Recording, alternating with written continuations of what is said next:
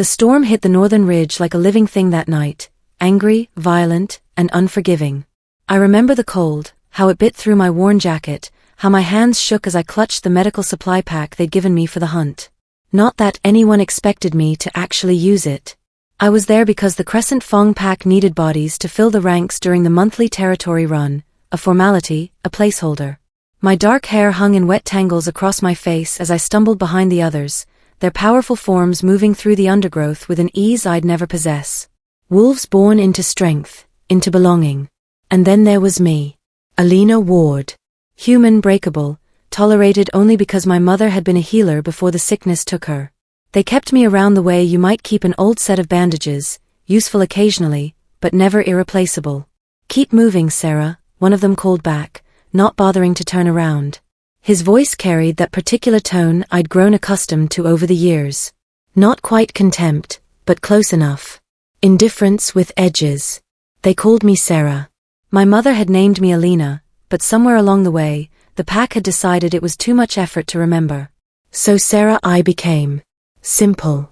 Forgettable. Easy to dismiss. I quickened my pace, boots sliding in the mud-slicked ground.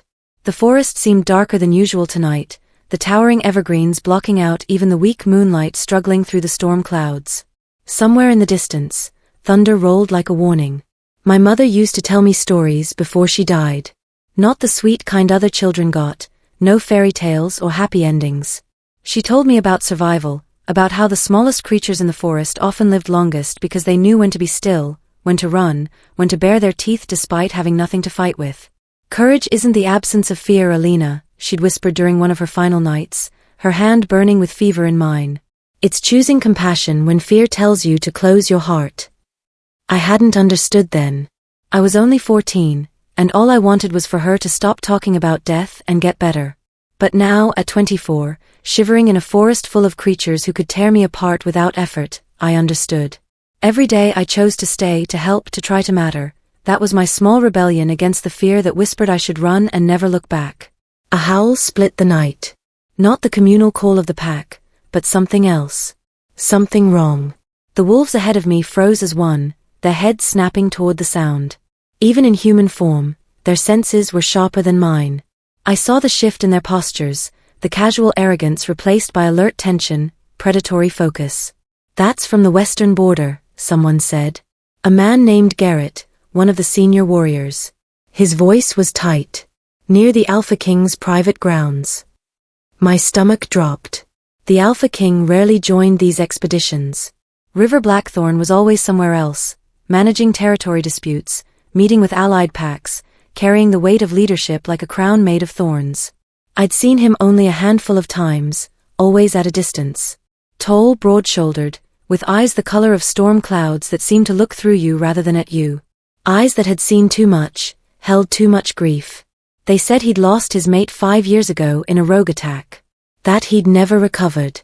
That the only softness left in him was reserved for his son, a boy of 4 named Rowan, who was being raised within the protected heart of Packlands.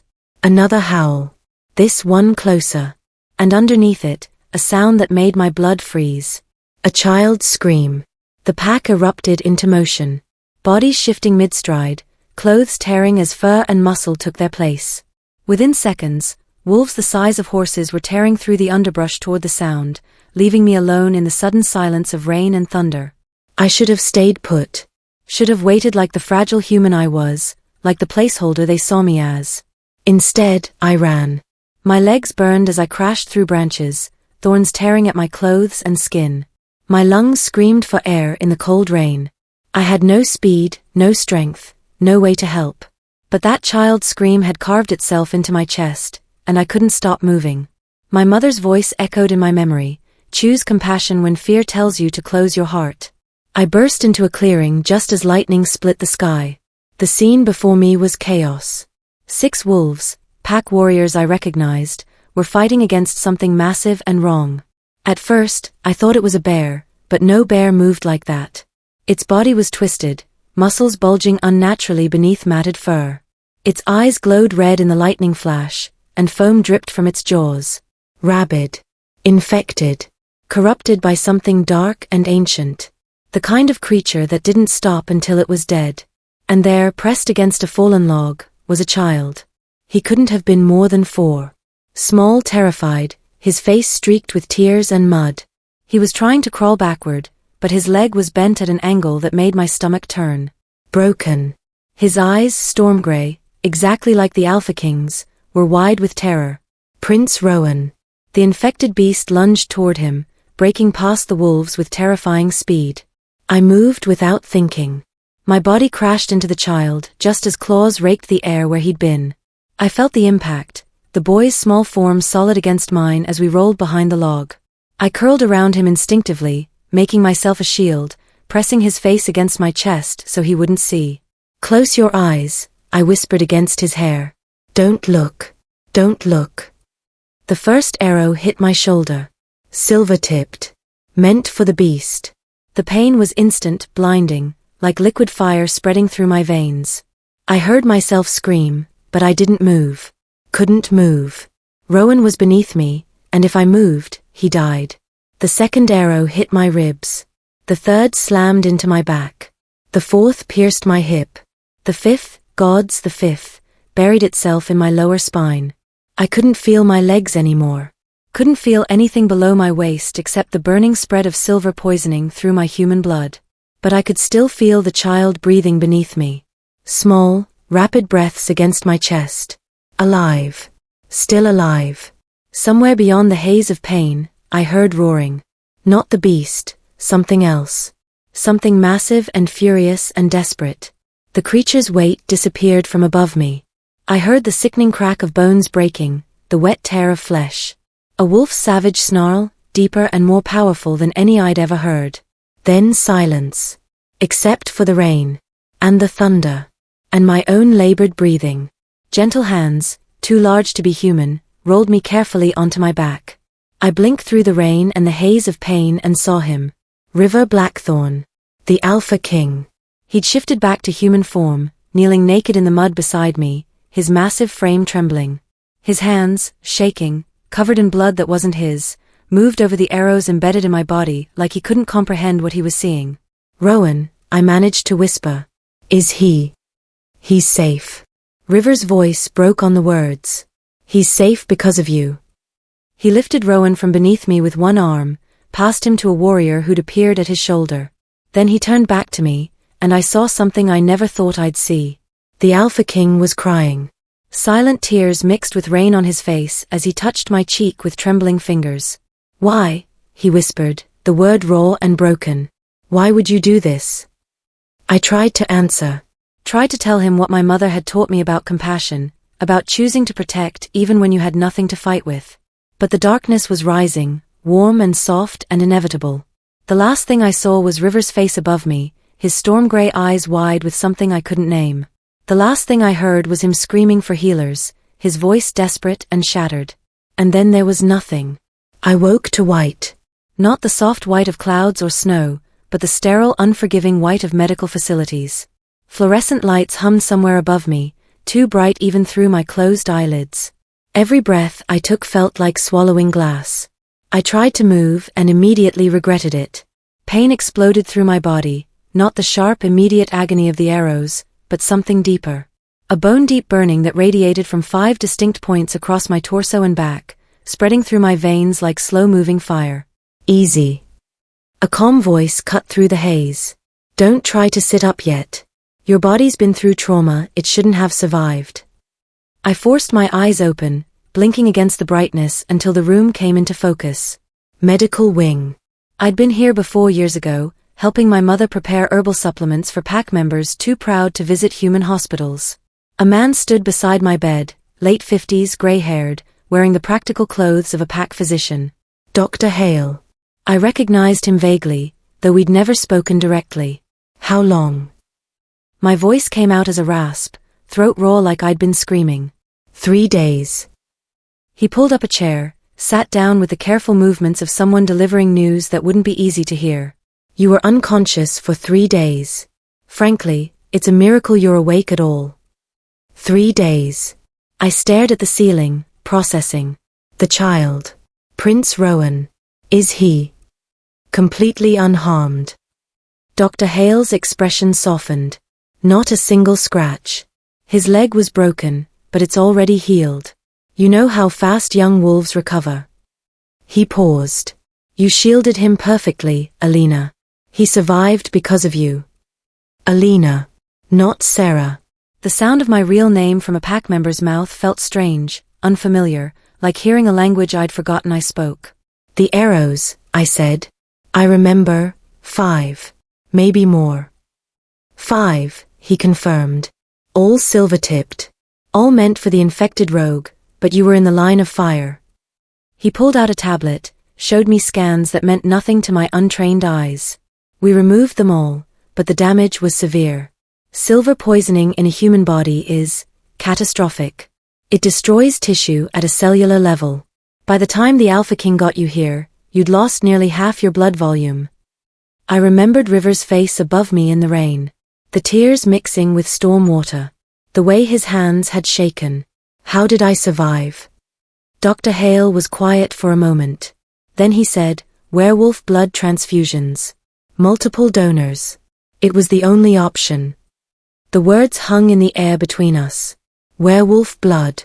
In my veins. In my human body. Is that normal? I asked carefully. It's unprecedented, he admitted.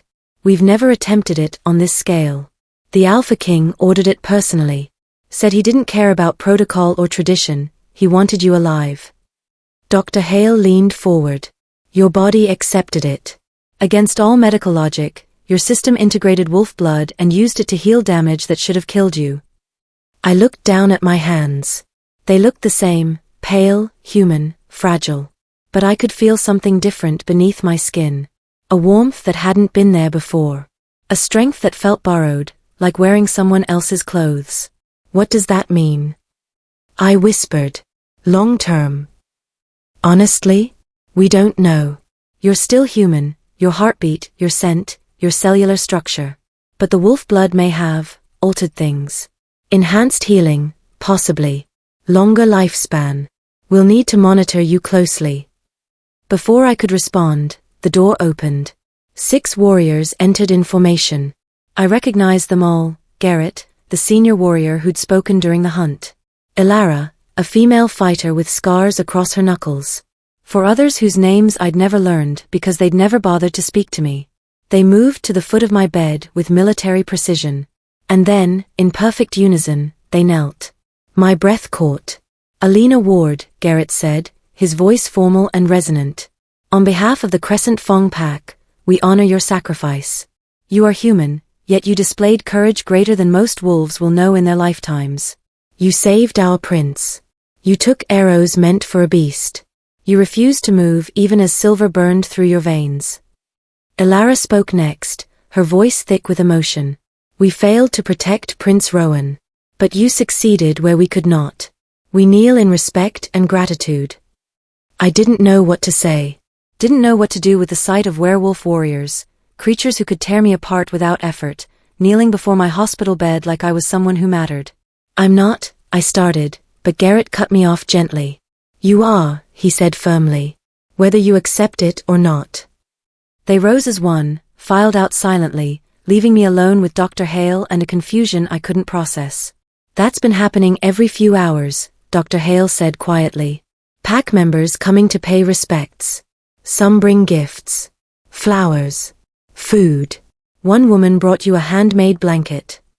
He gestured to the corner where I could see a pile of items I hadn't noticed before. You're a legend now, Alina. The human who took 5 arrows for the Alpha King's son. I'm not a legend, I said. I just reacted. Legends are made of reactions, Dr. Hale said. The moments when you don't think, you just do what's right. He stood, checked monitors I didn't understand. There's something else you should know. What? The Alpha King has been here every night. Dr. Hale's voice was careful, clinical. He arrives after you fall asleep, usually around midnight. Sits in that chair. He pointed to the one beside my bed. Doesn't speak.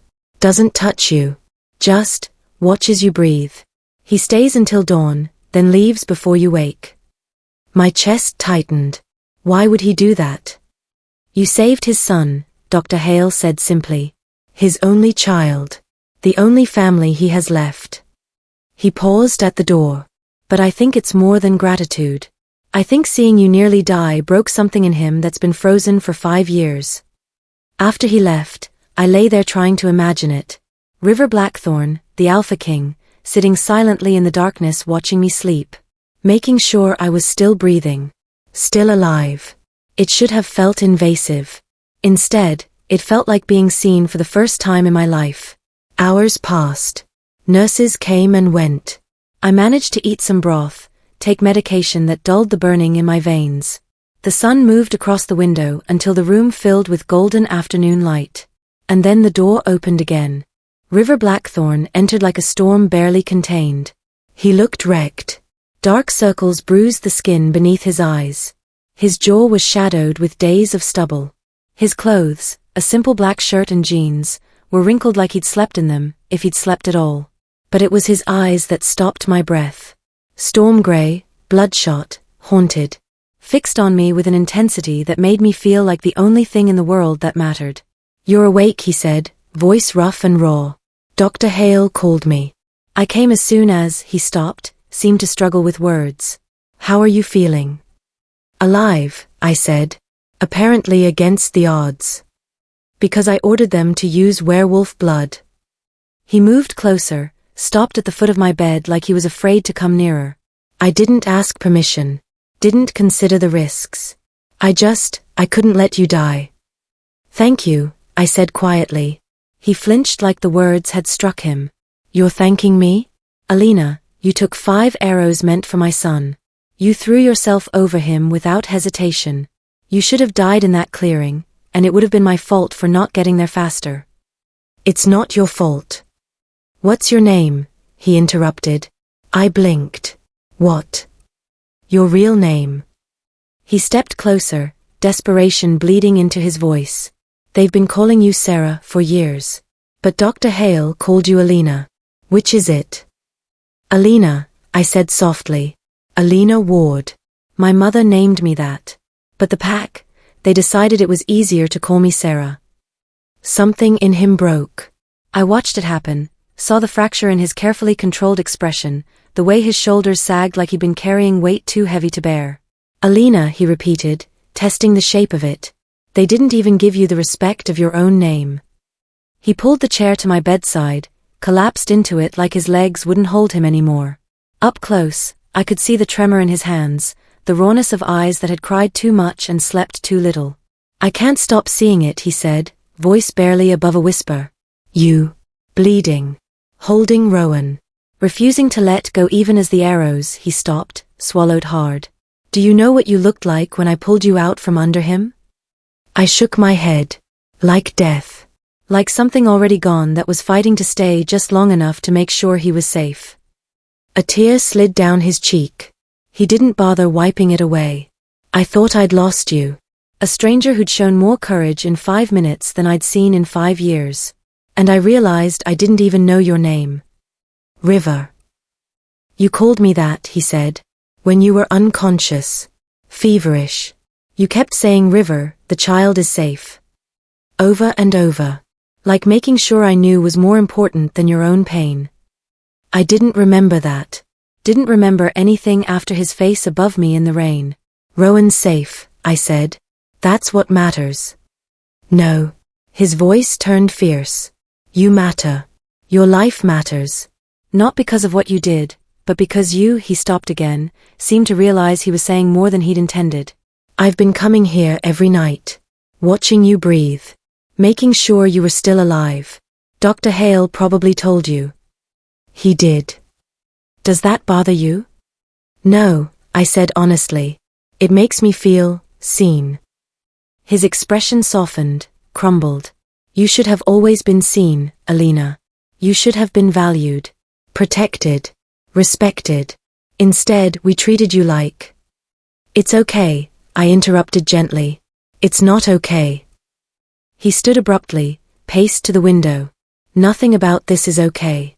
You nearly died because my pack failed. Because I failed. Because we saw you as disposable, and you proved you were anything but." Before I could respond, the door burst open.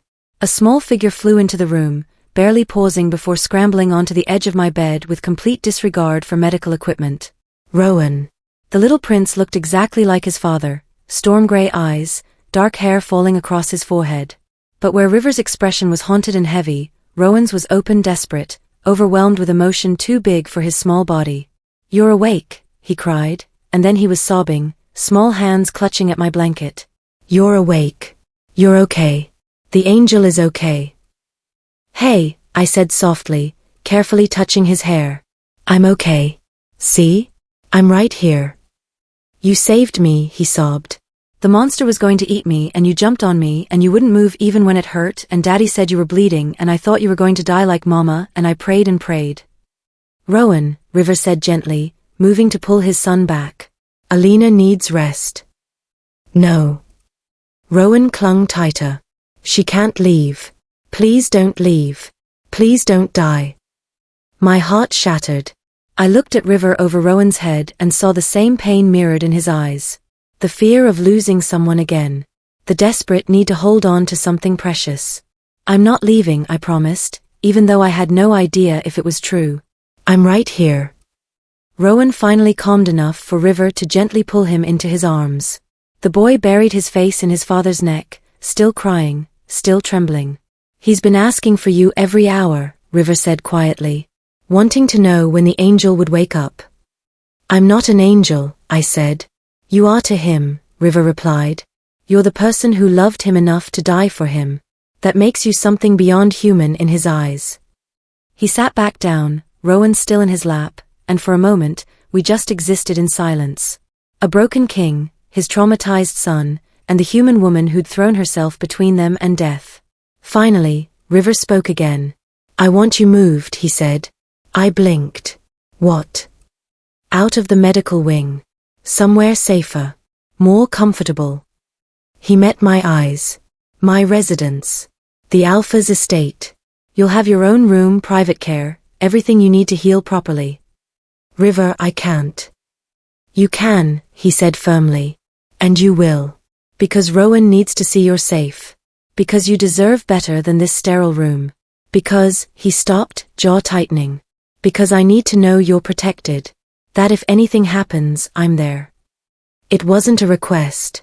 It was a plea disguised as an order from a man who'd already lost too much and couldn't bear to lose anything else.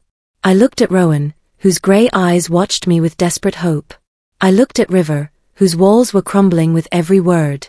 And I heard my mother's voice, "Choose compassion when fear tells you to close your heart." "Okay," I said quietly. "I'll come." Rowan's face lit up like sunrise. And River closed his eyes like I'd just saved him all over again. The Alpha King's residence wasn't what I expected. I'd imagined something cold and imposing, all stone and darkness, a fortress built to intimidate. Instead, the estate River called home was warm. Built from timber and river stone, it sat nestled against the forest edge where sunlight filtered through ancient pines. Large windows opened to views of the mountains. A stone fireplace dominated the main living area, and everywhere I looked, I saw traces of life actually lived. Books on shelves. A child's drawings pinned to the kitchen wall. Worn furniture that prioritized comfort over status. It felt like a home, not a throne room. "Your room is upstairs," River said, carrying my small bag. Everything I owned fit into one canvas duffel. "Second door on the left." I followed him up the wooden staircase, acutely aware of Rowan clinging to my hand like I might disappear if he let go. The little prince hadn't left my side since we'd left the medical wing, chattering nervously about his toys, his favorite foods, anything to fill the silence. River opened the door and stepped aside. I stopped breathing. The room was perfect. Not extravagant, just mine. A large bed with a soft blue quilt. A window seat overlooking the forest. A bookshelf already filled with volumes I recognized, healing texts my mother had mentioned, novels I'd once told someone I wanted to read. A small desk with a lamp that cast warm light. And on the nightstand, a bundle of dried lavender. My mother's favorite. "How did you?" I turned to River, unable to finish the question. He stood in the doorway, shoulders tense like he was bracing for rejection. I remembered things. Small things. "You mentioned once, years ago maybe, that your mother grew lavender. That you missed the smell. He gestured vaguely at the room. And I noticed the books you'd look at in the pack library but never take out. So I acquired copies. Years ago. I repeated softly. I pay attention, he said, echoing words I'd once heard from someone else in another life. Even when I shouldn't. Even when it doesn't make sense. He ran a hand through his hair, a gesture of exhaustion and vulnerability. I've been preparing this room for 2 weeks. Since the night since the clearing. Since I nearly died saving his son. River, this is too much. It's not enough, he interrupted. Nothing I could do would be enough. But it's a start. Rowan tugged at my hand. Do you like it? Daddy said you needed somewhere safe. Somewhere that feels like home. I looked down at the little prince, his grey eyes so full of hope, and felt something crack open in my chest. I love it, I said truthfully. It's the most beautiful room I've ever had. Rowan beamed. River's shoulders dropped an inch, relief visible in every line of his body. I'll let you rest, River said. But if you need anything at all, I'm just down the hall. He left, closing the door quietly behind him. I sat on the edge of the bed, running my hands over the soft quilt, breathing in the scent of lavender, and tried to understand how my life had shifted so completely in the span of a week. From invisible to invaluable. From Sarah to Alina. From tolerated to whatever this was. The days that followed developed a rhythm I'd never experienced before. Mornings, I woke to sunlight and the sound of birds rather than demands and dismissal. River would already be awake. I'd hear him moving downstairs, making coffee with the practiced efficiency of someone who'd learned to function alone. I'd find him in the kitchen, 2 mugs already prepared. He'd learned without asking that I preferred mine with honey and a splash of cream. We'd sit at the table in comfortable silence, watching dawn paint the forest gold through the windows. Sometimes we'd talk, small things, surface things. The weather. Pack business. Rowan's latest obsession with wolf folklore. Other times we'd just exist together, and the silence felt like a language we were both learning to speak. Rowan became my constant shadow. The little prince refused to sleep anywhere but the room next to mine, door left open so he could hear me breathing. He'd bring me drawings, elaborate scenes of the angel fighting monsters, always with exaggerated heroism that made me laugh despite the pain still lingering in my healing body. Read to me, he'd ask every evening, clutching whatever book he'd selected from the library. And I would. We'd curl up in the window seat of my room, Rowan pressed against my side, and I'd read until his breathing evened out and sleep claimed him. River would appear silently, lift his son with careful tenderness, and carry him to bed. But he always came back. You don't have to stay, I'd say. I know, he'd reply. And then he'd sit in the chair by my window, and we'd talk until the moon rose high and sleep became unavoidable. Those were the conversations that changed everything. It started with pack business, neutral territory. River would ask my opinion on matters I had no authority to advise on. Supply chain logistics. Training schedules. Diplomatic correspondence with allied packs. Why are you asking me? I said one night. I'm not pack leadership. I'm not even pack. You're observant, he said simply. You see things others miss. And you're not afraid to tell me the truth. Most people aren't afraid of you. Most people tell me what they think I want to hear, he corrected. You tell me what I need to hear. There's a difference. Slowly, carefully, he began to reveal pieces of himself. He told me about Mara, his mate, Rowan's mother. How she died 5 years ago in a rogue attack similar to the one I'd survived. How he'd been away on pack business, how he'd failed to protect her, how the guilt had carved out parts of him he didn't know how to fill. I stopped living after she died, he admitted one night, voice raw in the darkness. I functioned. Led. Provided for Rowan. But I wasn't present. I was just going through the motions. And now? I asked quietly. He looked at me, storm-gray eyes reflecting moonlight. Now I'm terrified. Because I'm starting to feel things again, and I don't know if I'm allowed to. If it's a betrayal. If I'm capable of, he stopped, jaw tightening. Capable of what? Being whole again. I didn't have an answer for that. Didn't have wisdom to offer.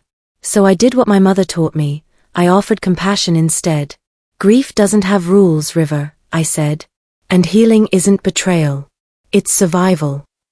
He closed his eyes like the words had struck something deep. When he opened them again, something had shifted. Something fragile and terrifying and real. Pack members visited regularly, a parade of wolves who'd once ignored me now bringing gifts and gratitude. Ilara came with homemade bread and stories about her daughter. Garrett brought tactical reports and asked my thoughts on defensive positioning. Even wolves whose names I'd never learned stopped by to express thanks, respect, acknowledgement. You're changing things, Dr. Hale said during one of his checkups. The pack sees you differently now. Not as human. Not as wolf. As something in between. Something sacred. I'm not sacred, I protested. I just did what anyone would do. That's the point, he said gently. You think anyone would sacrifice themselves for a child not their own. But most wouldn't. You did. And that makes you extraordinary whether you accept it or not. My body healed faster than Dr. Hale expected. The werewolf blood, he theorized.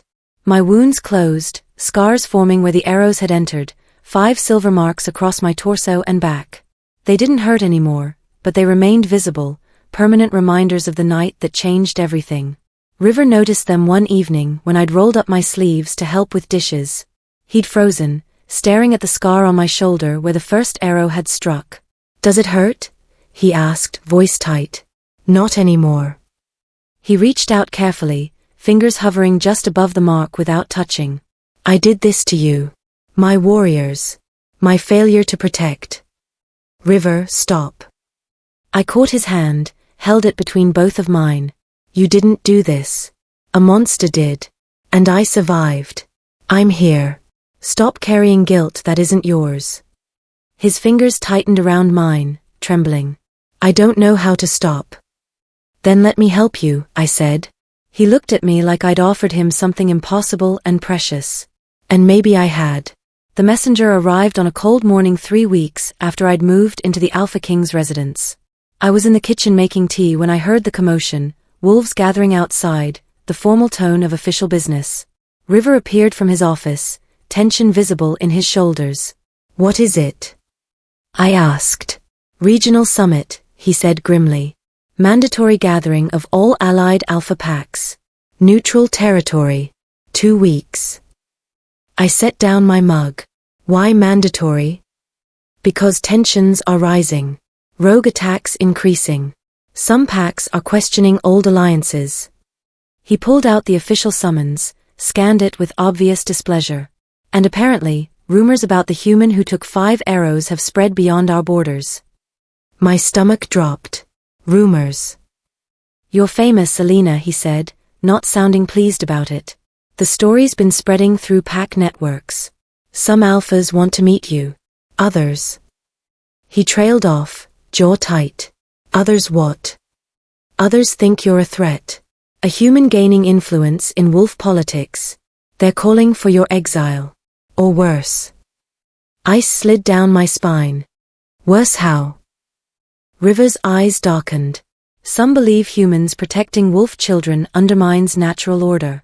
That you should be made an example of. That's insane. That's politics. He crumpled the summons, threw it aside. You're not going.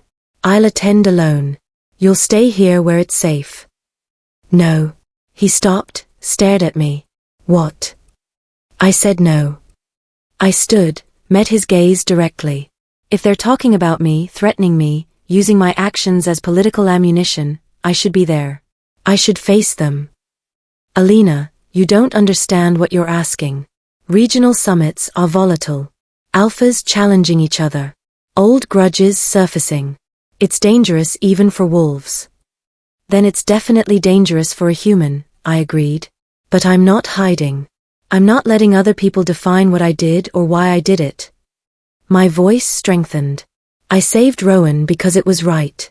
Because he was a child who needed protecting. If that makes me a threat to their precious natural order, then they can tell me to my face. River looked at me like he'd never seen me before. You're serious. Completely. Do you have any idea what could happen? What they might do?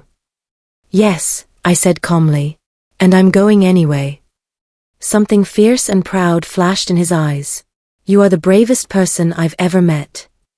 I'm terrified, I admitted. Courage isn't the absence of fear, he said, echoing my mother's words. It's choosing what matters despite it. He crossed the room in 3 strides, stopped just inches away. Close enough that I could feel the heat radiating from his body, see the conflict and desire warring in his expression. If I let you come, he said carefully, you stay by my side. Always. You don't engage alone. You don't take unnecessary risks. Agreed. And you arm yourself. He pulled something from his pocket, a dagger, beautifully crafted, the blade edged with silver. This was Mara's. She carried it for protection. I want you to have it. I took the weapon carefully, feeling the weight of it. The significance. River, I can't take your mates. She would want you to have it, he interrupted, voice rough. She would have loved you, Alina. Your courage. Your compassion. She would have called you sister. He wrapped my fingers around the hilt. Please. For my sanity. Carry this.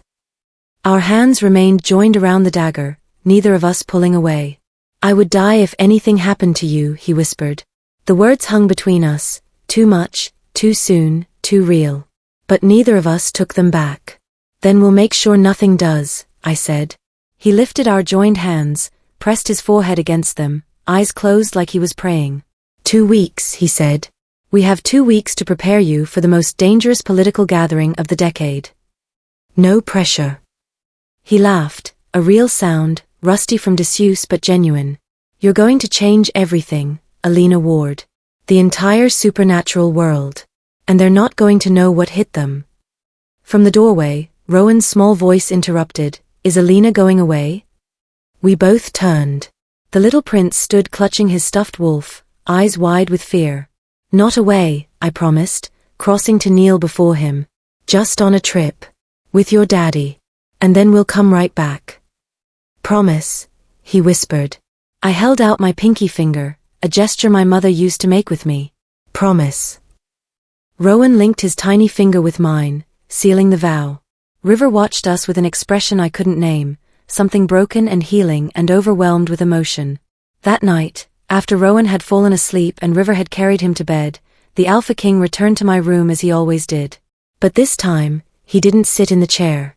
He stood by the window, looking out at the forest, hands braced against the frame like he was holding himself back from something. I'm falling in love with you, he said quietly. I don't know when it started. Maybe the night you threw yourself over my son. Maybe before, during all those years I noticed small things about you and told myself it meant nothing. He turned, faced me. But I am falling. And I have no right to tell you that. No right to burden you with feelings you didn't ask for. My heart hammered against my ribs. River. You don't have to say anything, he continued quickly. I just needed you to know. Before we walk into that summit. Before you face alphas who might try to harm you. I needed you to know that you matter. Not because you saved Rowan. But because you're you. Alina. The woman who chooses compassion over fear. Who sees me, really sees me, and doesn't look away. I stood cross to him, stopped close enough to feel his breath. I'm falling too, I whispered. And it terrifies me. Because I don't know how to be what you need. I don't know how to fit into this world. But I'm falling, River. And I don't want to stop. He cupped my face with trembling hands, thumbs brushing across my cheekbones like I was something precious and fragile. Then don't, he said. Don't stop. Don't hide. Don't dim yourself to make others comfortable. He leaned in slowly, giving me every chance to pull away. I didn't. Our lips met softly, carefully, a question and an answer all at once. And in that kiss, I tasted hope. Healing. The promise of something neither of us had dared to want. When we finally pulled apart, River rested his forehead against mine. 2 weeks, he murmured. And then we face the world together. Together, I agreed. Outside, the moon rose over the forest. And somewhere in the darkness, enemies we didn't yet know were planning our destruction. But in that moment, wrapped in River's arms, feeling his heartbeat against mine, I wasn't afraid. I was home. The neutral territory estate loomed before us like a monument to power and tradition. Built centuries ago as a gathering place for supernatural politics, the compound sprawled across a mountain valley, stone halls, training grounds, guest wings arranged in a careful circle around a central council chamber. Every surface proclaimed strength. Every archway suggested history written in blood and treaties. I'd never felt smaller. "Breathe," River murmured beside me as our vehicle pulled through the main gates. His hand found mine, squeezed gently. "You belong here as much as anyone." "I'm human at a werewolf political summit," I said. "I'm pretty sure I'm the only thing here that doesn't belong." "You're the woman who took 5 arrows for a child." His voice carried absolute conviction. "You've earned your place 10 times over." From the back seat, Garrett, River's head of security and one of the warriors who'd accompanied us, grunted agreement. "Half these alphas have never faced what you survived, ma'am. They'll respect that, even if they don't like it." "And the other half?" I asked. "We'll try to use you as leverage," Garrett said bluntly. "Politics." River's jaw tightened. "No one touches her. Make that clear to our wolves. She's under my personal protection." "Already done, Alpha King." The vehicle stopped before the main entrance where a reception committee waited. I recognized the formal arrangement, representatives from each attending pack, positioned by status and alliance. 20 packs. 20 alphas. Hundreds of wolves. And me. River exited first, moving with the casual authority of someone born to leadership. He extended his hand to help me out, a gesture of respect that didn't go unnoticed by the watching wolves. I stepped into the late afternoon sun wearing the dress River had commissioned, deep forest green, practical enough to move in but elegant enough to signal I understood the occasion's gravity. Mara's dagger rested against my thigh in a concealed sheath. The reaction was immediate. Whispers rippled through the crowd like wind through grass. Wolves leaned toward each other, murmuring. Eyes tracked my every movement, some curious, some hostile, some calculating. A woman stepped forward from the reception line, her presence commanding immediate attention. Tall, silver-haired, with eyes the color of the ocean in storm. She wore authority like a second skin. "River Ashford," she said warmly. "It's been too long." "Alpha Marin." River clasped her forearm in the traditional wolf greeting. "Thank you for hosting." Marin's gaze shifted to me, sharp and assessing. "And this must be the human who's caused such fascinating controversy." "Alina Ward," I said, offering my hand before River could intervene. Marin took it, grip firm. "I've heard remarkable things about you, Miss Ward. They say you threw yourself over the Alpha King's son. Took 5 arrows that would have killed him." "I did what anyone should do," I replied. "Protected a child." "But not everyone would." Marin's smile held approval. "Most would hesitate. Calculate the risk. You didn't. That speaks to character, regardless of species." She released my hand. "You're welcome in my territory any time, Miss Ward. The coastal wolves honor courage above all else." Relief flooded through me. One ally, at least. But then another voice cut through the gathering, cold and sharp as winter wind. "How touching. The great River Ashford bringing his pet human to a summit of wolves." The speaker pushed through the crowd, a man built like a battering ram, all muscle and aggression. Dark hair, darker eyes, a scar cutting through his left eyebrow. He radiated hostility the way River radiated authority. "Alpha Cade," River said, voice dropping to dangerous levels. "Always a pleasure." "Is it?" Cade's gaze raked over me with obvious disdain. "Or is this about parading your weakness before the regional packs? Showing everyone that the Alpha King has grown soft, keeping humans in his inner circle?" River moved slightly, positioning himself between us. "Careful, Cade. You're speaking about the woman who saved my son, who demonstrated more courage in one night than you've shown in your entire reign." Cade's lips peeled back in something too aggressive to be called a smile. "Courage? Or stupidity? She's human, Ashford. Fragile. Mortal. A liability in a world of predators." He looked past River directly at me. "You don't belong here, little human. You're a symbol of everything wrong with modern pack dynamics, softness masquerading as strength." Before River could respond, I stepped forward. You're right, I said clearly. I am human. I am fragile compared to wolves. But I'm also still alive after taking 5 arrows meant for a child. I'm still standing while the rogues who attacked are dead. I met Cade's hostile stare without flinching. So maybe fragility isn't the weakness you think it is. Maybe it's just another kind of strength you don't understand. Silence crashed over the gathering. Cade's eyes widened, then narrowed dangerously. You dare. She dares because she's earned that right, Marin interrupted smoothly. Miss Ward makes a fair point, Cade. Survival speaks louder than species. Other alphas murmured agreement. Not all, some still watched me with suspicion or outright hostility. But enough that Cade couldn't push further without appearing petty. He stepped back, jaw working. This isn't over. It never is with you, River said coldly. The tension held another moment before an elderly wolf stepped forward, clapping his hands. Enough posturing. We have a summit to begin. Please everyone, settle into your accommodations. The formal dinner begins at sunset. The crowd dispersed, wolves moving toward their assigned quarters. River guided me toward the east wing, Garrett trailing behind us like a watchful shadow. That went well, I said dryly. You were magnificent, River countered. Standing up to Cade like that, he wasn't expecting it. Most wolves defer to him out of fear. I'm too stupid to be afraid, apparently. You're too brave to let fear stop you, he corrected. There's a difference.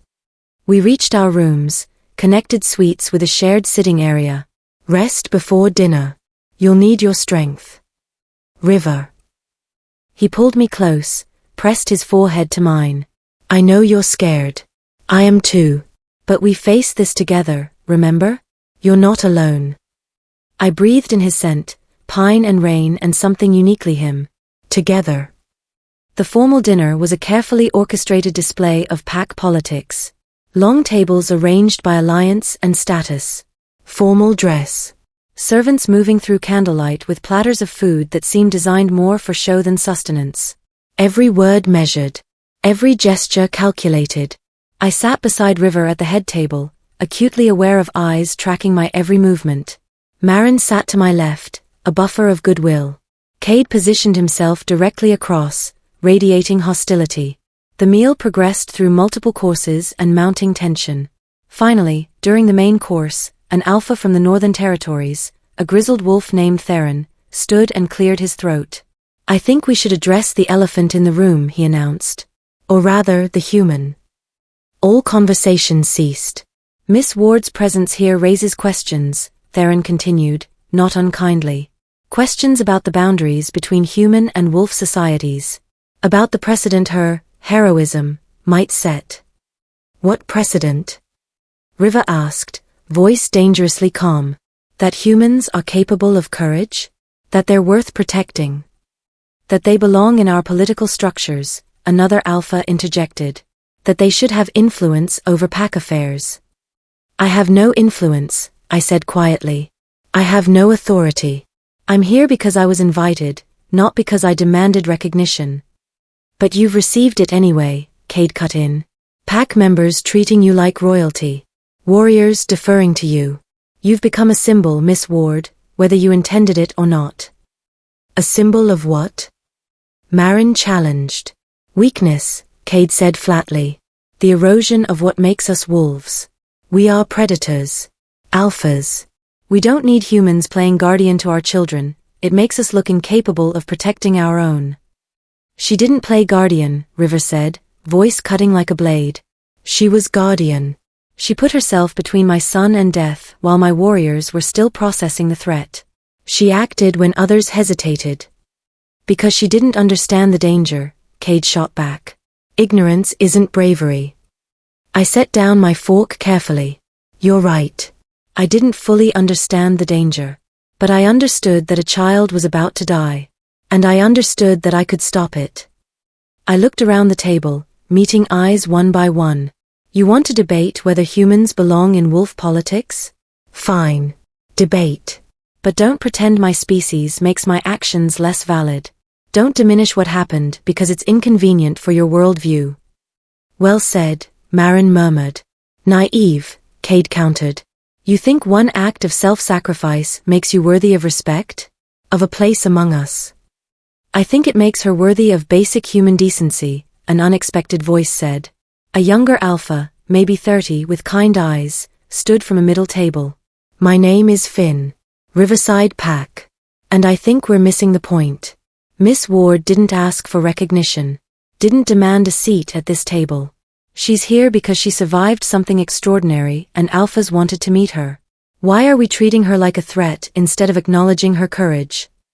Because courage from a human sets a dangerous precedent, an older female alpha said. It suggests our children need human protection, that we're failing as wolves. Or it suggests that courage transcends species, Finn argued. That maybe we should stop seeing humans as lesser and start seeing them as different but equal. The table erupted in debate, voices rising, arguments overlapping. Some defended me. Others attacked the very concept of human involvement in wolf affairs. River remained silent, letting them argue, his hand finding mine under the table. Finally, Theron raised his hand for silence. This debate could continue all night. Perhaps we should table it until... The explosion cut him off. The western wall blew inward in a spray of stone and fire. Wolves moved instantly, chairs crashing, alphas shifting, warriors forming protective circles.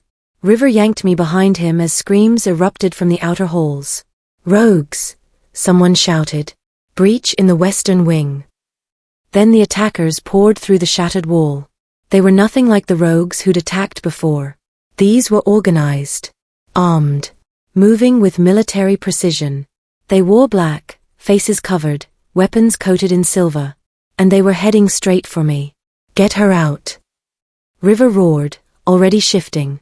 His wolf burst forth, massive, silver-furred, terrifying in his fury. Garrett materialized at my side, pulling me toward a side exit. Move. But the rogues anticipated the escape route. 3 of them blocked the door, weapons drawn. Chaos consumed the hall. Alphas fighting rogues. Wolves tearing into attackers. Blood and violence and the acrid smell of silver-burning flesh. A rogue lunged at me. Garrett intercepted, taking the blade meant for my throat across his shoulder. He roared, shifted, drove the attacker back. I ran. Not toward safety, there was none. But toward the sound of crying coming from a collapsed corridor. A child. Wolf pup, maybe 6 years old, huddled behind an overturned table. Female. Terrified. A rogue advancing on her with calculated menace. I didn't think. Didn't calculate. Just moved. Mara's dagger found my hand as if it had been waiting for this moment. I slammed into the rogue from the side, driving the silver blade into his ribs. He howled, twisted, threw me off with inhuman strength. I hit the wall hard enough to see stars. Run. I screamed at the child. Run now. She bolted. The rogue turned back to me, lips peeling back in a snarl.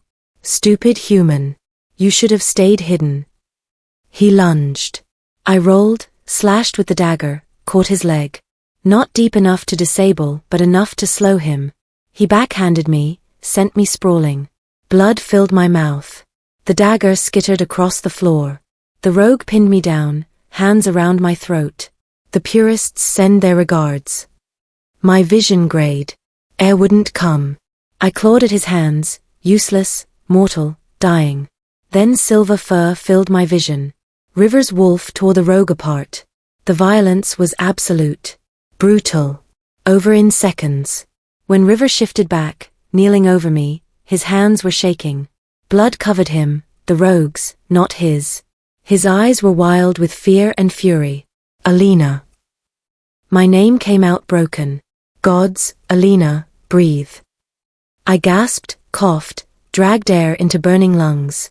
I can't lose you, he whispered, pulling me against his chest. I can't, gods, Alina, I love you. I love you so much it terrifies me. Please don't die. Please. I wrapped my arms around him, held on while my body remembered how to function. Not dying, I managed. Not leaving you. I love you, he said again, like a prayer. Like a vow. I love you. I love you too, I whispered against his neck. River, I love you too. He kissed me then, desperate, fierce, tasting of blood and fear and relief. A kiss that said everything words couldn't. Around us, the sounds of battle faded. Warriors securing the estate. Medics rushing to the wounded. River pulled back just enough to check me for injuries, hands running over my body with frantic gentleness. Are you hurt? Did they? Bruises, I said. Nothing serious. The child. Safe. Finn's pack found her. His hands cupped my face. You ran toward danger again. Toward a child who needed help. She was scared. You could have died. So could she. He closed his eyes, pressed his forehead to mine. You're going to give me a heart attack one of these days. Worth it, I said softly. Saving children is always worth it. Even if it kills you? Even then. He kissed me again, softer this time. A promise sealed in the aftermath of violence. An hour later, the surviving alphas gathered in what remained of the council chamber. 12 rogues dead. 8 wolves killed. Dozens wounded. The estate a disaster zone. Theron stood at the head of the ruined table, looking older than before. We've interrogated the survivors. The attack was coordinated, planned, and targeted. Targeted how? Marin demanded. Theron's gaze found me. The rogues called themselves purists. A faction that believes humans have no place in supernatural affairs. That Miss Ward's actions, and the recognition she received, represent an existential threat to wolf supremacy. Ice slid through my veins. They came here to kill her, Theron continued. To make an example. To prove that humans who step into our world will be destroyed. Silence crashed over the room. Cade stood slowly. Then they've proven my point. Her presence here put everyone in danger. Her presence exposed a threat we didn't know existed, Finn interrupted. These purists have been planning this for months, according to their communications. If Miss Ward hadn't been here, they would have found another target. Another excuse. The boy speaks truth, Marin said. This isn't about Alina. It's about wolves who fear change. Who see human courage as a threat to their power. Then what do we do? Another alpha asked. River stood, his hand finding mine. We make a choice. We either let terrorists dictate who deserves protection and respect, or we stand against them. Together. You're asking us to go to war over a human? Cade said incredulously. I'm asking you to go to war over principle, River corrected. Over the idea that courage and compassion matter more than species. That a woman who threw herself over a child deserves our protection, not our condemnation. He looked around the room, meeting every alpha's eyes. Alina Ward saved my son. She saved a child tonight who would have died.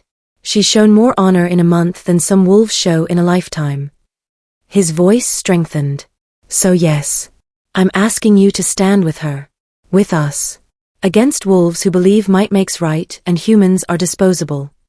And if we refuse? Cade challenged. Then you stand with the purists, River said flatly. And we become enemies. The threat hung in the air, absolute, unmistakable. One by one, alphas stood. Marin first. Then Finn. Then others, until more than half the room was on their feet. Cade remained seated, jaw tight. But even he couldn't deny the tide had turned. This is a mistake, he said. You're starting a war over sentiment. No, I said quietly, standing beside River. You're perpetuating a war that's already started. We're just choosing which side we're on. Cade stared at me, something like grudging respect flickering in his eyes before he looked away. Theron cleared his throat. Then it's settled. The regional packs will coordinate defenses against purist attacks. We protect our own, regardless of species. He looked at me when he said it. As the meeting dissolved into tactical planning, River pulled me aside into a damaged alcove. Are you sure about this? He asked softly. About us? About staying despite the danger. I touched his face, traced the line of his jaw. I'm sure about you. About what we're building.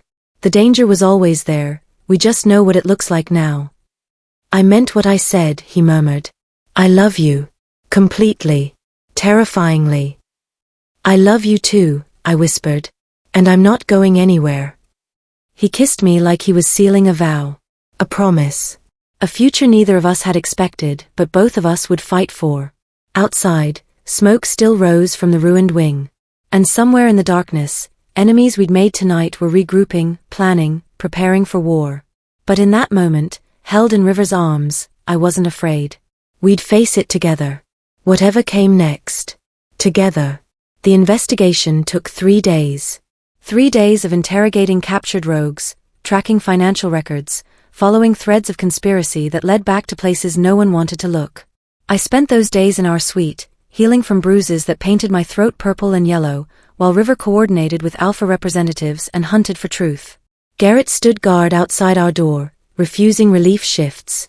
Marin visited daily, bringing food and surprisingly comfortable conversation. Even Finn stopped by, the young Alpha who defended me at dinner, to check on my recovery. But Cade stayed conspicuously absent. Until the morning River burst into our suite, face carved from stone, holding a folder of documents. They found it, he said without preamble. The money trail. The communications. Everything. I set down the tea Marin had brought. Found what? Proof. He dropped the folder on the table between us. The Purist attack was funded through shell accounts traced back to 3 wolves. All members of the Ironheart pack. My breath caught. Cade's pack. Not Cade himself, at least not directly. But his second-in-command, his head enforcer, and a council member. They've been funneling resources to Purist cells for months. River's hands clenched into fists. Planning attacks. Recruiting extremists. And Cade either knew and allowed it, or was too incompetent to notice treason in his own ranks. What happens now? Now? River's smile held no warmth. Now Cade faces the consequences of his pack's betrayal. Theron's calling an emergency session. Every Alpha. Formal accusations. Public judgment. He looked at me, storm-gray eyes intense. And you need to be there. Not as a witness, as a voice. They need to hear from you, Alina. The woman they tried to kill. The symbol they fear. River, I'm not. You are, he interrupted gently. You're exactly what they need to see. Courage. Compassion. Strength that doesn't require fangs or claws. He knelt before me, took my hands. I know you're tired. I know you're hurting. But this is the moment that changes everything. Will you speak? I looked at this man I loved, this Alpha King who'd chosen me despite every reason not to. Who defended me, protected me, stood against his own kind for me. How could I say no? I'll speak, I said. Relief flooded his expression. He pulled me close, pressed his face against my neck. Thank you. Gods, thank you. The emergency session convened in a hastily repaired section of the council chamber. Every surviving Alpha attended, plus representatives from packs whose leaders had been killed in the attack. The atmosphere crackled with tension and barely suppressed rage. Cade stood in the center of the room, isolated, while Theron presided from the head table. Alpha Cade, Theron began, voice heavy with disappointment. You've been brought before this council to answer for treason committed by members of your pack. Members in positions of significant authority. Cade's jaw worked. I had no knowledge. Then you're incompetent, Marin cut in coldly.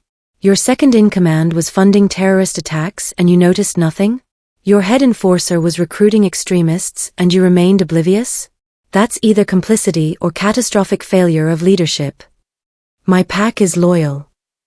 Your pack, River said, standing, harbored wolves who tried to murder a woman who saved a child. Who planned coordinated attacks on a neutral territory summit. Who killed 8 wolves and wounded dozens more. He gestured to the folder of evidence. The financial records are clear. The communications are damning. Your wolves committed treason, Cade. The only question is whether you were part of it. Cade's face flushed dark with anger and humiliation. I would never. But you enabled it, Finn said quietly. By creating an environment where humans were seen as threats. Where purist ideology could take root. You may not have pulled triggers, Alpha Cade, but you loaded the weapons. Silence fell, heavy and condemning. Theron looked to me. Miss Ward. You were the primary target of this attack. Do you wish to speak? Every eye turned to me. I stood slowly, feeling the weight of attention, the mixture of curiosity and respect and lingering suspicion. River moved to stand beside me, a solid presence of support. I'm not a politician, I began.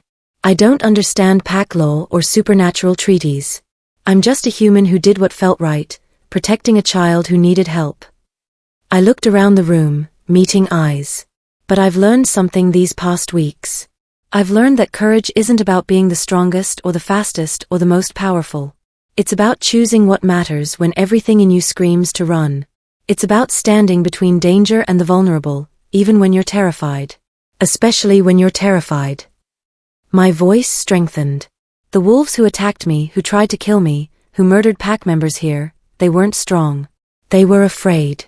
Afraid that a human showing courage somehow diminished them. Afraid that compassion and protection transcending species made them less alpha. I turned to Cade directly. You said I was a symbol of weakness. That my presence undermined what makes wolves predators. But I think you're wrong. I think the real weakness is being so fragile in your identity that someone else's bravery feels like a threat. Cade stared at me, jaw tight, something shifting in his expression. I don't want recognition, I continued. I don't want power or status or a place in your politics. I just want to live in a world where protecting children matters more than protecting egos.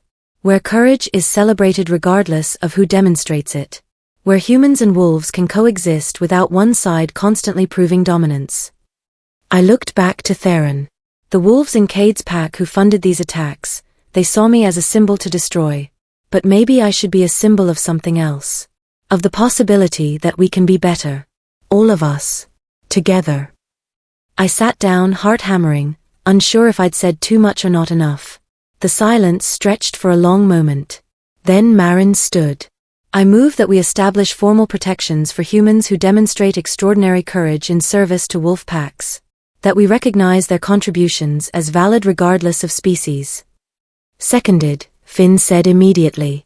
Furthermore, Marin continued, I propose we name this protection the Alina Accord. So that no wolf can claim ignorance of our stance. So that extremists know we stand against them. River's hand found mine under the table, squeezed gently. Theron looked around the room. All in favor of establishing the Alina Accord, formal recognition and protection for humans who serve pack interests with honor? Hands rose. Not all, some alphas remained seated, uncomfortable or resistant. But more than 3/4 of the assembly voted in favor. The motion passes, Theron declared. The Alina Accord is now regional law. Any wolf who harms humans acting in honorable service to packs will face the same justice as if they'd harmed pack members. He turned to Cade. As for you, Alpha Cade, your pack harbored traitors. Your leadership failed to prevent or detect their treason. Therefore, you will personally compensate the families of wolves killed in this attack. You will submit to oversight from this council for a period of no less than 2 years. And you will publicly acknowledge Miss Ward's courage and the harm your ideology enabled. Cade's entire body went rigid. You're asking me to. I'm not asking, Theron said flatly. I'm commanding. As the eldest alpha present and acting authority of this council. Comply, or face dissolution of your pack and exile. The threat was absolute. Cade stood in silence for a long moment, pride warring with survival. Finally, he turned to me. Miss Ward. I met his gaze, saw the struggle there, ego fighting reality. You demonstrated courage I didn't expect, he said stiffly. You protected a child at great personal risk. You survived an attack meant to destroy you. And you. He paused, jaw working. You showed me that strength comes in forms I didn't recognize. I was wrong to dismiss you. Wrong to create an environment where such dismissal could breed violence. It wasn't eloquent, wasn't warm, but it was genuine. Thank you, I said quietly, for your honesty. He nodded once, then stepped back. The council session continued, logistics, security protocols, plans to root out remaining purist cells. But the crucial moment had passed. The supernatural world had just acknowledged that humans could be heroes too. And I had helped make it happen. We returned home 3 days later.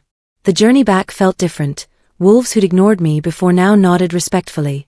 Pack members who'd been suspicious now offered smiles. Word had spread about the Alina Accord, about my speech, about the way alphas had voted to protect humans like me. I was no longer an anomaly to be tolerated. I was a precedent. A symbol. A change that couldn't be undone. But none of that mattered the moment we pulled up to River's estate and a small figure came tearing out of the house. Alina. Rowan screamed, launching himself at me before I'd fully exited the vehicle. I caught him, staggered under his weight. He'd grown in just the weeks we'd been gone. He wrapped his arms and legs around me like a desperate monkey, sobbing into my shoulder. "Hey, little prince," I murmured, holding him tight. "Hey, I'm here. I'm okay." "You were gone so long," he choked out. "And Garrett told me there was fighting and people tried to hurt you and I thought you weren't coming back. I promised you, remember?" I pulled back enough to see his face, tear-streaked and blotchy. "I promised I'd come back. And I always keep my promises. Always. Always." He clung tighter, and I held him until his breathing calmed and his tears dried. River watched us with an expression of such overwhelming emotion, I thought my heart might crack. When Rowan finally loosened his grip enough that River could pry him away, the Alpha King kept his hand on my lower back, a constant grounding touch. The pack had assembled, not formally, just gathered. Wolves lined the path to the house, smiling, nodding, some even bowing slightly as I passed. Ilara stepped forward, eyes bright. "We heard what you did. What you said. The accord that bears your name." She pressed a small bundle into my hands, homemade bread, still warm. "You've changed everything, Alina. For all of us." "I just spoke the truth," I said, throat tight. "Sometimes that's all it takes," she replied. Inside, the house smelled like home, pine and wood smoke and something baking. Someone had decorated, flowers in vases, candles lit, a banner reading "Welcome Home" in Rowan's careful handwriting. "The pack wanted to celebrate," River explained. "I told them you'd be tired, but—" "It's perfect," I interrupted. "Tell them thank you." That evening, wolves came and went, bringing food, sharing stories, expressing gratitude. It felt less like a formal celebration and more like family welcoming someone home.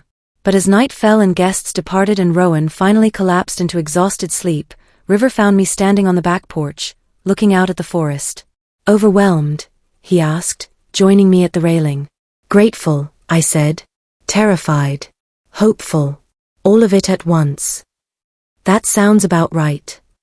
He was quiet for a moment, then, "Walk with me? There's somewhere I want to take you." I took his offered hand without hesitation. He led me through the forest along a path I didn't recognize, moonlight filtering through the pines. We walked in comfortable silence, our fingers intertwined, until we emerged into a small meadow. The clearing was beautiful, wildflowers growing in careful patterns, a simple stone marker at its center, the whole space illuminated by the full moon overhead. "This is where Mara is buried," River said quietly. "Where I laid her to rest 5 years ago." My breath caught. "River, I shouldn't." "I want you here," he interrupted gently. "I need you here. Please." We approached the marker together. It was elegant in its simplicity, her name, her dates, and a single line, "Beloved mate, mother, protector." River knelt before the stone, and I knelt beside him. "I haven't been here in months," he admitted. "I used to come every day. Then every week. Then I stopped. Because it hurt too much. Because I couldn't face what I'd lost." He touched the stone gently. "But tonight, I needed to come. To tell her about you. River." "Let me finish," he said. "Please." I fell silent, heart aching. "Mara was my everything," he continued, voice rough. "My mate, my partner, the mother of my son. When she died, I died too. Not physically, I kept breathing, kept functioning, kept leading the pack. But inside? I was hollow. Empty. Going through the motions of living without actually being alive." He turned to me, moonlight catching in his eyes. "And then you threw yourself over my son. You took arrows meant for him. You survived when you should have died. And suddenly I was feeling things again, terror and gratitude and something I couldn't name. Something that felt like hope. His hands found mine, trembling slightly. You brought me back to life, Alina. You restored something I thought was permanently broken. You showed me that it's possible to honor what I lost while still reaching for something new. That loving you doesn't diminish what I had with Mara, it proves that her legacy continues. That the love she showed me, the way she lived, created space for more love. For you. Tears streamed down my face. River. I'm not finished, he said, a smile breaking through the emotion. Because there's something I need to ask you. Something I've been terrified to say out loud. He shifted, and I realized with shock that he was moving into a formal kneeling position, one knee down, back straight, holding my hands like they were precious. Alina Ward, he said, voice raw and real and achingly vulnerable. You are the bravest person I've ever known. You've changed my world, changed my pack, changed me in ways I'm still discovering. You've shown me that strength comes in countless forms. That courage transcends species. That love, real, honest, transformative love, can bloom even in the ashes of grief. He took a shaking breath. Stay with me. Not as my pack guardian, though you are that. Not as the woman who saved my son, though you're that too. Stay with me as my partner. My equal. My queen. The world stopped. I'm asking you to marry me, he continued. To bind your life to mine in front of the pack, the moon, and whatever gods might be listening. To be Rowan's mother in truth, not just affection. To rule beside me, challenge me, anchor me when I lose my way. He pulled a ring from his pocket, simple, elegant, a moonstone set in silver that caught the light like captured starlight. I know it's fast. I know it's complicated. I know you have every reason to say no. But I'm asking anyway, because I love you. Completely. Desperately. With everything I am or ever will be. Tears blurred my vision. River. Will you marry me, Alina? Will you be my mate, my queen, my forever? The question hung in the moonlit air, full of hope and fear and impossible love. I looked at this man, this Alpha King who defended me, protected me, chosen me despite every obstacle. Who'd brought me to his mate's grave to propose because he wanted her blessing, her presence, her legacy to be part of our beginning. I thought about Rowan, who called me his angel and read with me every night. About the pack that had welcomed me. About the life I'd never imagined but somehow found anyway. I thought about my mother, who taught me that courage was choosing what mattered. That love was worth any risk. And I knew my answer. Yes, I whispered. River's eyes went wide, like he'd prepared for rejection and couldn't process acceptance. Yes. Yes, I said louder, laughing through tears. Yes, I'll marry you. I'll be your mate, your queen, Rowan's mother. I'll stay with you for however long forever lasts. He surged forward, caught me in his arms, lifted me off the ground in a spinning embrace that stole my breath. When he set me down, he kissed me, deep and fierce and full of promise. I love you, he said against my lips. Gods, Alina, I love you so much. I love you too, I said. Completely. Impossibly. Forever. He slipped the ring onto my finger, a perfect fit, like it had been made for me. The moonstone gleamed in the darkness, beautiful and strange and right. We stood together in that meadow, in the place where his first love rested, and I felt no jealousy. Only gratitude. Because Mara's love had shaped River into the man who could love me. Her courage had created the space for mine. Her legacy lived on in Rowan, in the pack, in the way River understood that protecting the vulnerable mattered more than protecting pride. Thank you, I whispered, touching the stone marker. For loving him. For teaching him. For making him into someone capable of this. River's arms tightened around me. She would have loved you. I hope so. We stayed until the moon reached its peak, then walked home hand in hand, no longer alpha and human, but partners. Equals. Forever bound. And when we reached the house, we found Rowan awake, sitting on the stairs in his pajamas. You're getting married? He asked, eyes huge. River and I exchanged glances. How did you? I heard you leave, Rowan said, standing. And I followed. Because I wanted to make sure Alina wasn't leaving. His voice went small. She's not leaving, right? I knelt before him, showed him the ring. I'm not leaving, little prince. I'm staying. Forever. If that's okay with you. Forever, forever, he whispered. Forever, forever, I confirmed. He launched himself at me, wrapping his arms around my neck. Can I call you Mom? My heart shattered and reformed in the space of a breath. I looked at River, who nodded, eyes bright with emotion. Yes, I told Rowan. You can call me Mom. Mom, he said, testing the word. Then louder, Mom. And as River joined us, wrapping us both in his arms, I felt the final piece click into place. This was my family. My pack. My home. And I would protect it with everything I had. Forever. The meadow had transformed into something out of a dream. White flowers, jasmine, gardenia, lily of the valley, woven through the trees, their scent mingling with the wild lavender that grew in abundance here. The same lavender my mother had cultivated years ago, before illness took her, before I became invisible, before everything changed. Now the meadow bloomed with life and purpose, preparing to host a ceremony that would bind human and wolf, mortal and eternal, in ways the pack had never witnessed before. I stood at the edge of the clearing, hidden behind a screen of flowering branches, wearing a dress that felt like moonlight made tangible. Simple but elegant, ivory silk that flowed like water, lace sleeves that covered the scars on my arms, a neckline that showed just the edge of the mark on my shoulder. The 5 arrows had left their signatures on my skin, and I'd chosen to honor them rather than hide them.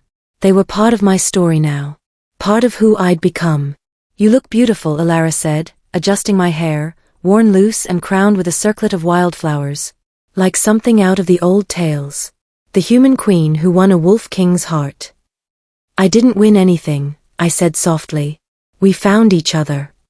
Even better, she replied, eyes bright. Ready. I took a breath, looked out at the gathering pack. Hundreds of wolves had come, not just from River's territory, but from allied packs across the region. Marin stood near the front, regal and smiling. Finn had brought his entire pack leadership, all of them eager to witness this historic moment. Even some wolves who'd been skeptical at the summit had come, curiosity overcoming resistance. And at the altar, a simple wooden arch draped in white roses, River waited.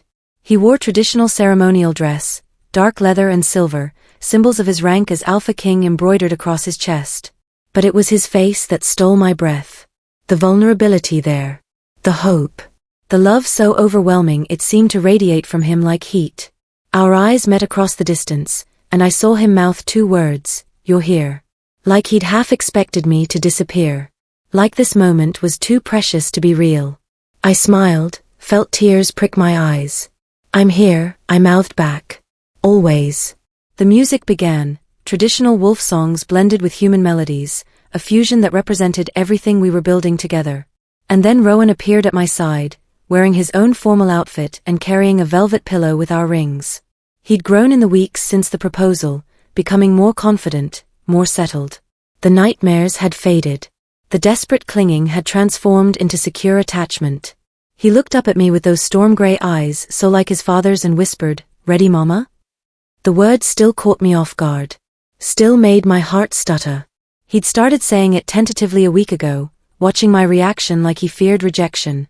I'd cried then too, happy tears that made him giggle and hug me tight. "Ready, little prince," I said, taking his offered hand. We walked together through the gathered pack, and I felt their acceptance wash over me like a physical force. These wolves who'd once ignored me, dismissed me, barely acknowledged my existence, now they watched with respect, with warmth, with genuine joy. Dr. Hale smiled as we passed. Garrett nodded, pride evident in his expression. Warriors who'd once seen me as weak now saw me as something else. Something stronger than physical power. A symbol of what could be. Of what should be. River's eyes never left mine as we approached. I saw him struggle for composure, saw the emotion threatening to overwhelm him. And then I stood before him, Rowan between us, and the ceremony began. Theron presided, the elder alpha who'd voted for the Alina Accord, who'd become an unexpected ally. His voice carried across the meadow, rich with history and hope.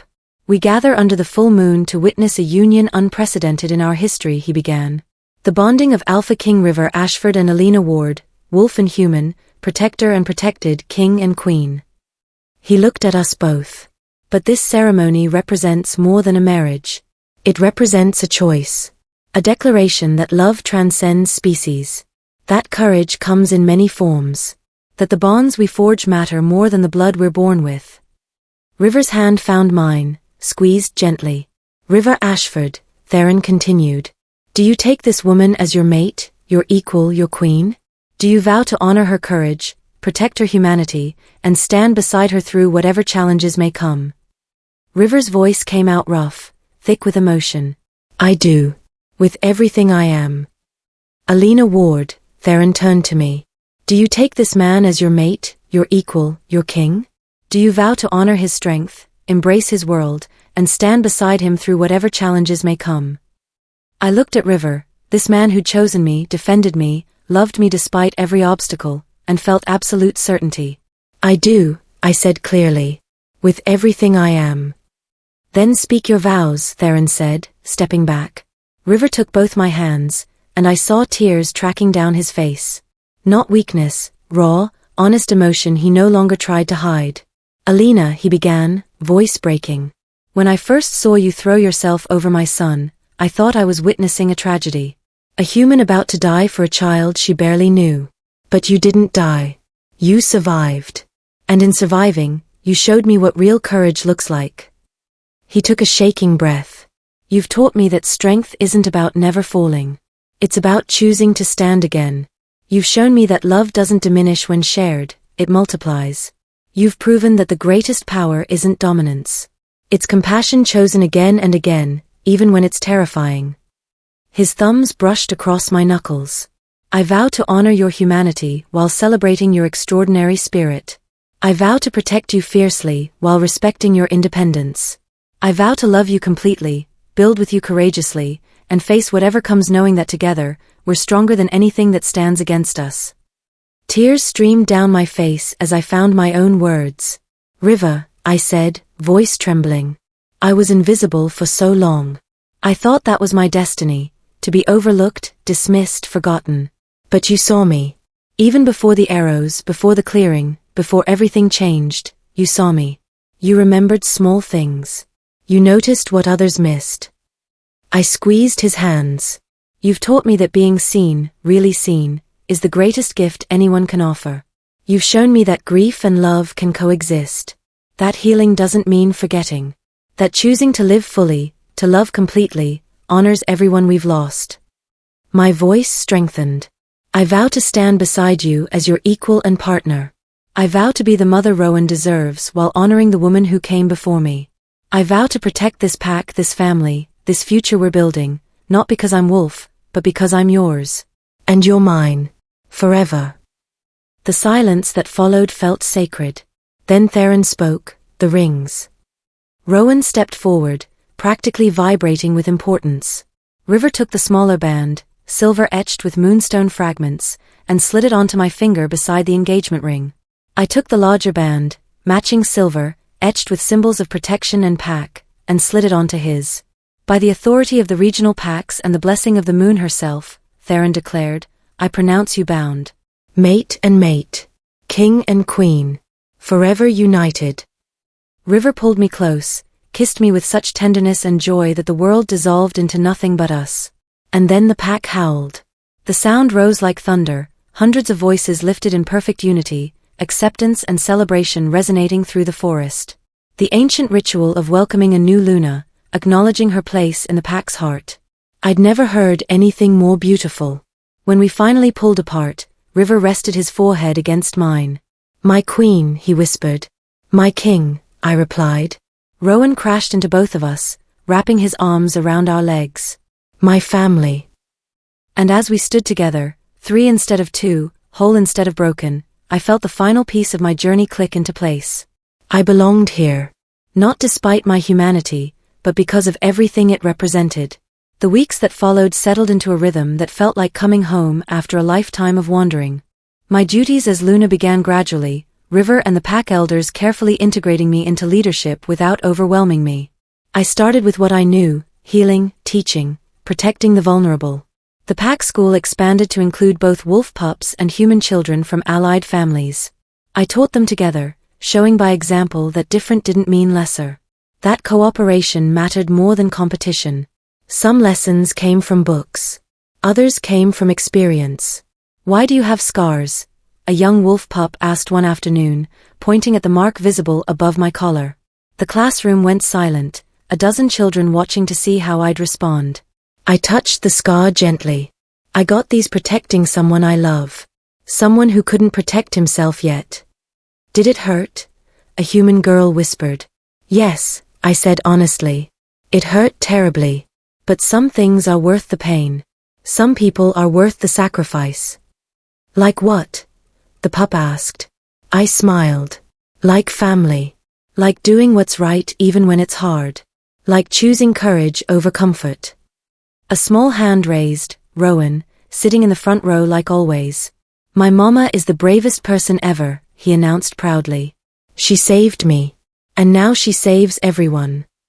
The casual way he said mama still made my heart skip. The absolute certainty in his voice still brought tears to my eyes. "Your mama is pretty special," I agreed, winking at him. "That's because she's you," he said, giggling.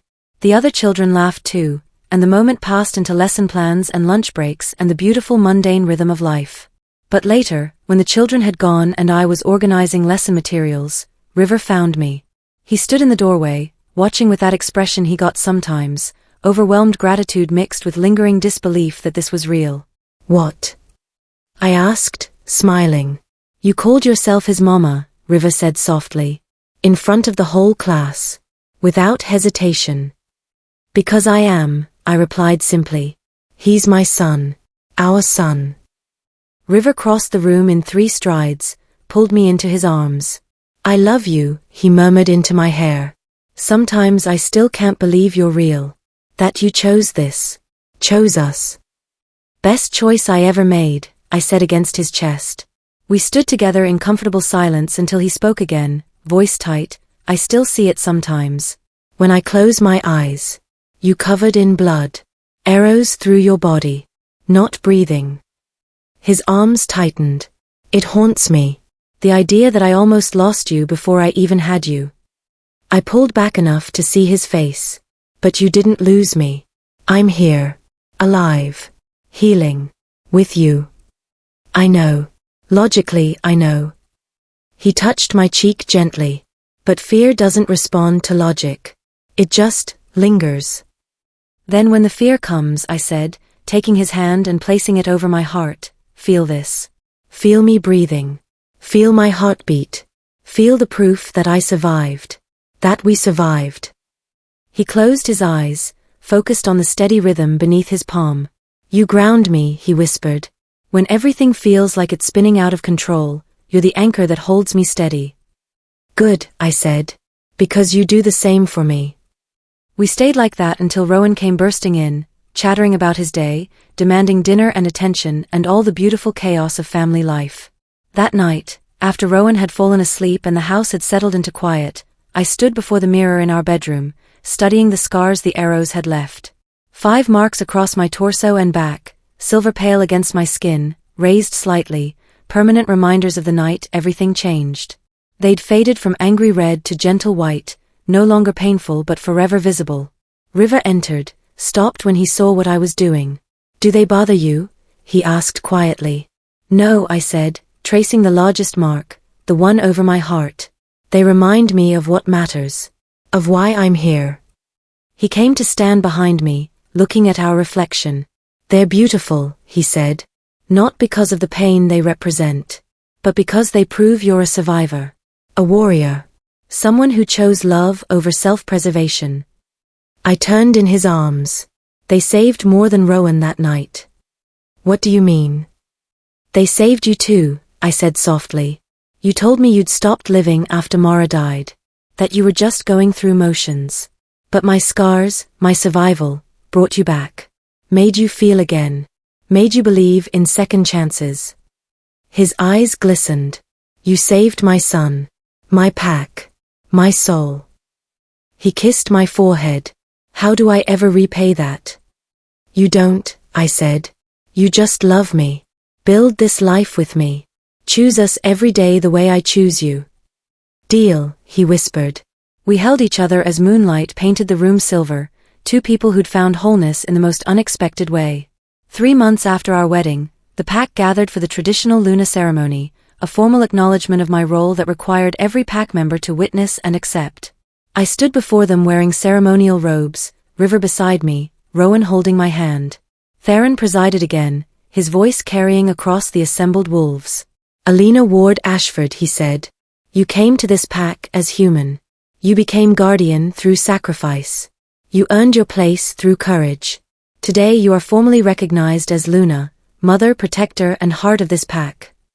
He turned to the gathered wolves. Do you accept her as Luna?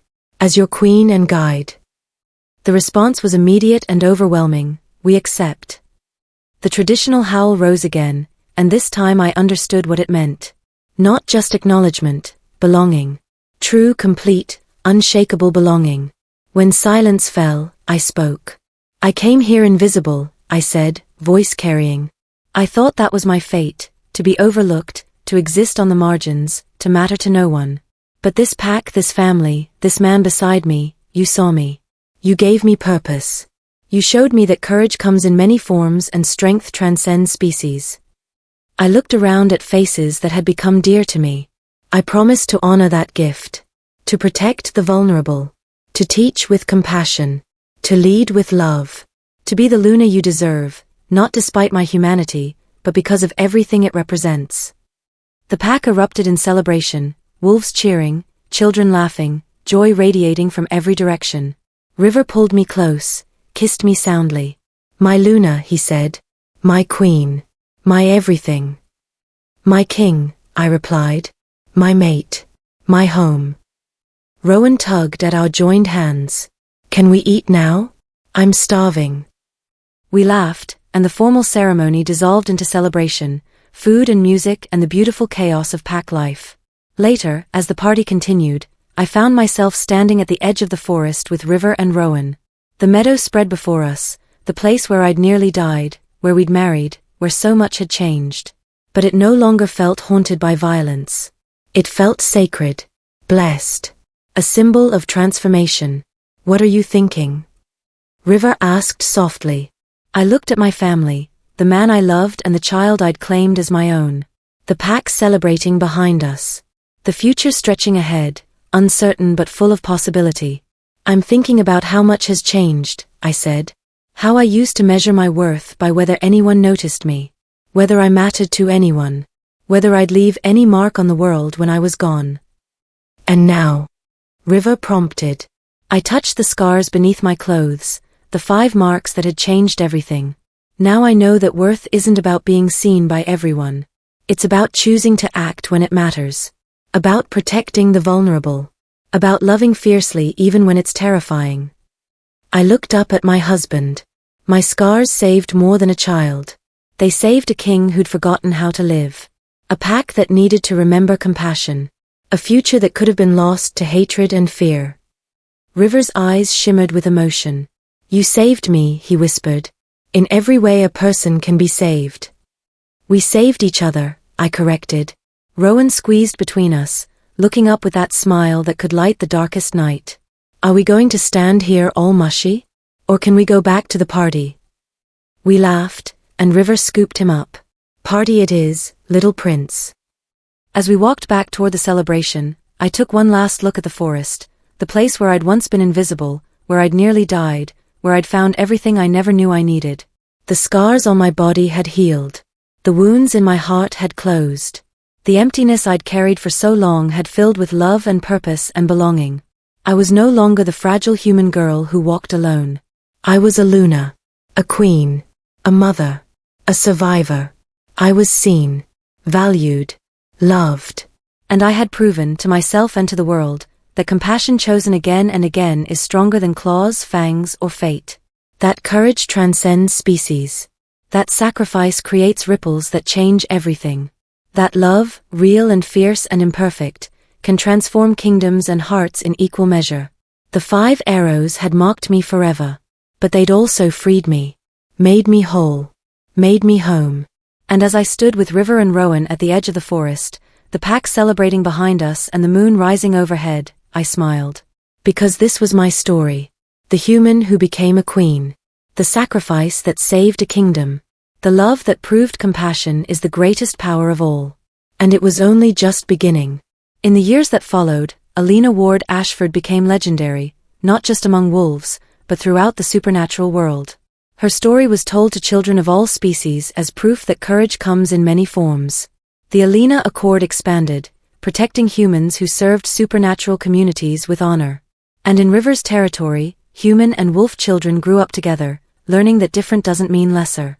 The 5 scars remained, silver marks against her skin, reminders of the night everything changed. But they were no longer symbols of pain. They were symbols of hope, of transformation, of a woman who chose compassion over fear and changed the world forever.